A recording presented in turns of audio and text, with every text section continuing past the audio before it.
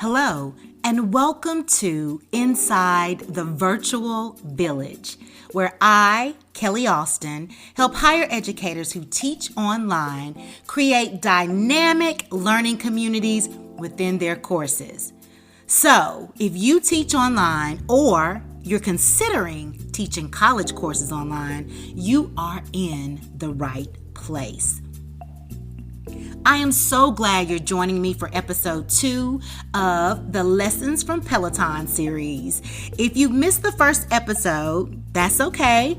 It was entitled Making the Online Learning Experience Meaningful for College Students. And you can check it out at bit.ly, that's bit.ly/the Peloton series. And make sure you spell Peloton, Peloton series. Now, today's topic is evaluating every learning experience. That's right, every single one. I can already hear you through the internet loud and clear. You're thinking, evaluate every learning experience, Kellie? What do you mean? How is that possible? And is it really necessary? What if I said that if you stay until the end of this episode, all of those questions will be answered? Would you hang in here with me? I hope so, because as your e-learning strategist, it is my job to make sure you are aware of and equipped with a toolbox filled with instructional design options that make the teaching and learning experience satisfying. So grab a pen and some paper or your favorite device and let's get started. When you think of the word evaluate, what comes to mind? You may be in sync with Merriam-Webster, who says that the essential definition is to judge the value or condition of someone or something in a careful and thoughtful way. Examples given include evaluating our options, evaluating a job candidate, evaluating a training. However, Merriam-Webster takes it a little further and gives us a full definition, stating that to evaluate is to determine or fix the value of, to determine the significance, worth, or condition of, usually by careful appraisal and study. For example, we might evaluate whether a program is effective or ineffective. Oh, but when we consider evaluation as it relates to instructional design, Abby Brown and Timothy Green's definition helps us put the term evaluation into proper perspective. They say that evaluation refers to the process for determining, listen to this, the success level of an individual or a product based on data, and then making decisions based on that success level. From this definition, we realize that we can evaluate the learner and or the product. For this episode, we're going to focus on the learner evaluating the product, which is our course, after every learning experience. Think about this. Every time learners come in contact with the course via a module, an assignment, a live session, how do they perceive its worth, significance, or value? We can inject our bias and say that our course is designed perfectly well, or that module or lesson was designed perfectly well. But do our learners agree? So let's see what we can learn from Peloton, shall we? Today, let's focus on the cycling experience. On the Peloton platform, when you log on, you have options regarding the types of workouts that you want to do. Cycling is just one option. When you click on the classes icon, you can choose from cycling, boot camp, strength, cardio, stretching, yoga, and even meditation. At the end of your workouts, a screen pops up that allows you to rate your experience. The very first question at the top of the screen is, did you enjoy this session? You can give a thumbs up or a thumbs down. Then you are given 4 areas that you can rate with 1 to 5 stars. The instructor, you can rate the playlist, the streaming, and the session overall. At the bottom of the screen, the last thing that you rate is the session's difficulty on a scale of 1 to 10. Now, the beauty of this is that Peloton is saying that we need to collect data from our customers about how well our product is doing.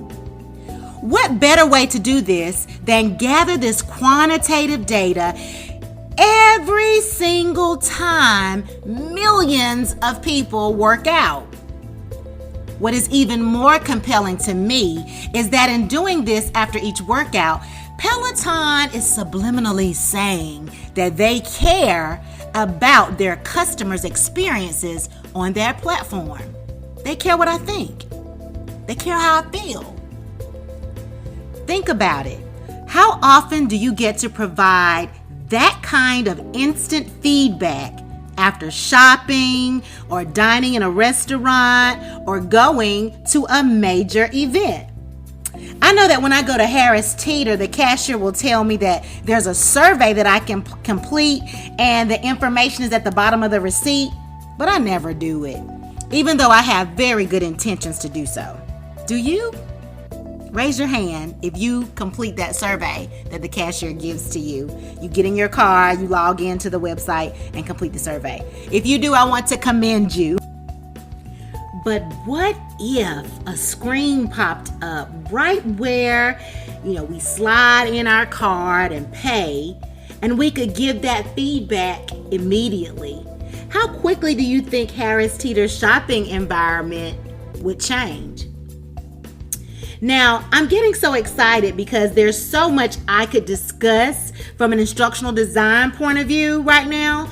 I could literally do an entire workshop on this very topic based off what Peloton is giving. I will say Peloton understood the assignment. But I'm just going to give you 3 takeaways today. Now, one of the questions that I said I think you might be asking is, what do I mean by evaluating every learning experience? I'm saying that I encourage you to give your students the opportunity to provide feedback about the modules, the assignments, the projects, and the live sessions, anything that you do in your course where learning is supposed to take place.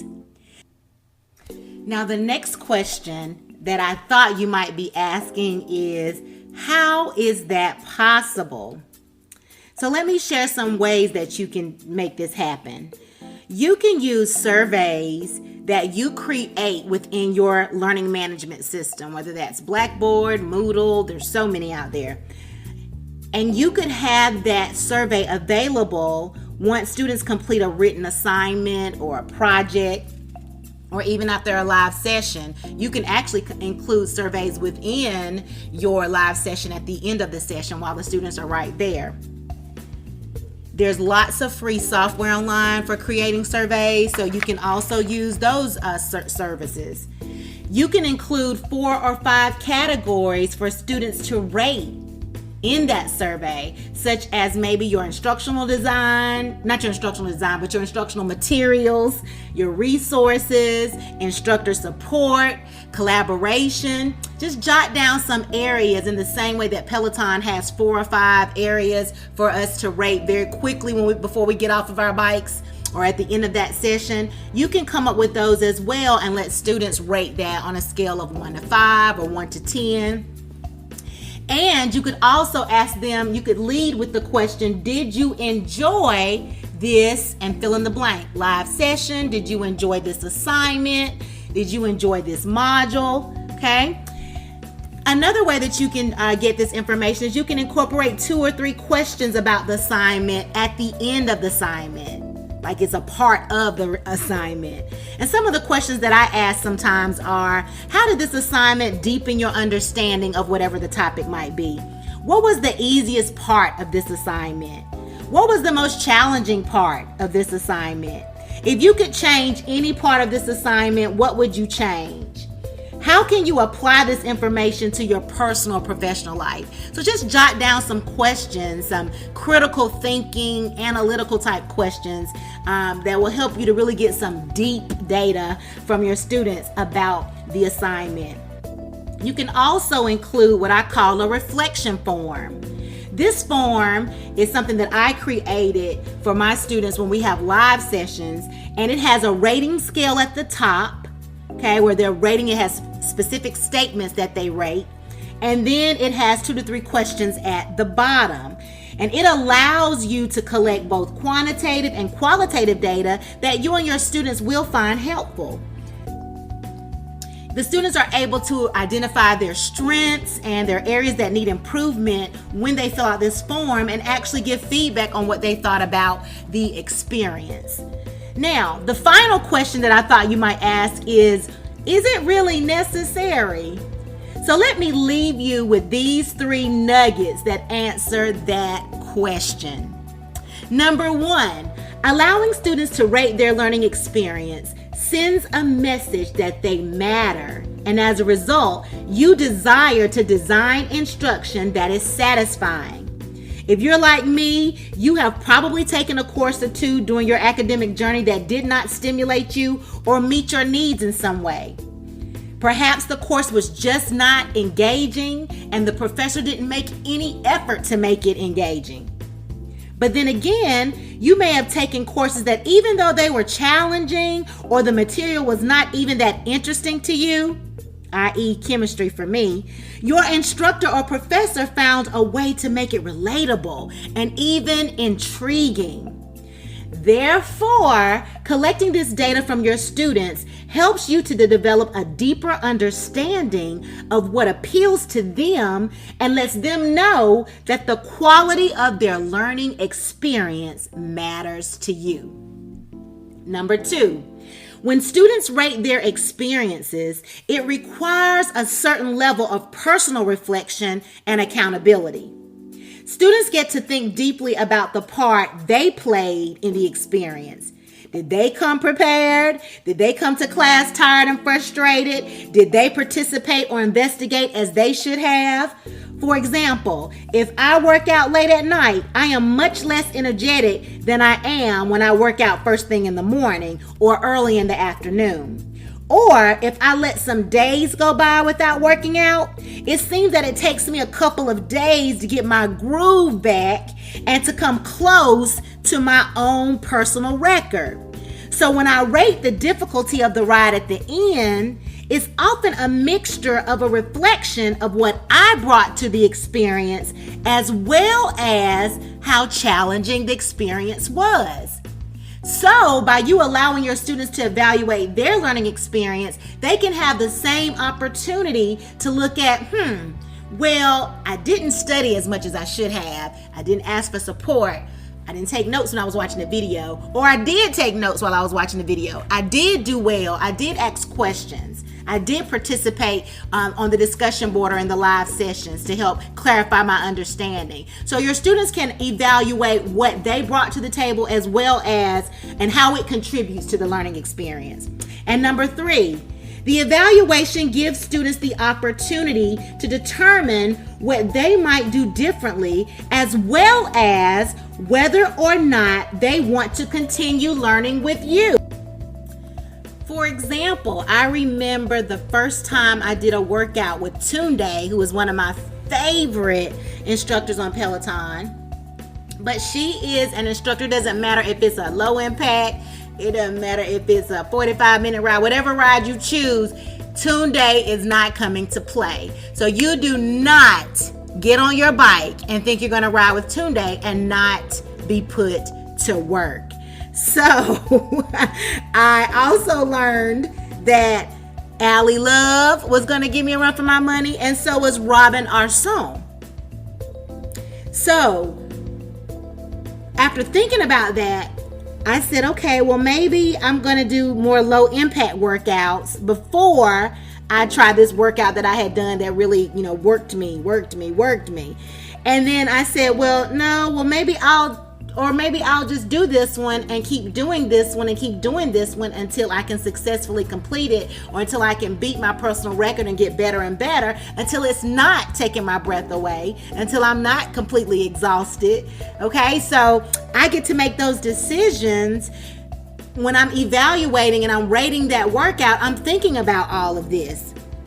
Well, your students can take a test run with you in the first few weeks and then determine if they need to step up their game or if they need to drop the course. Let's be honest.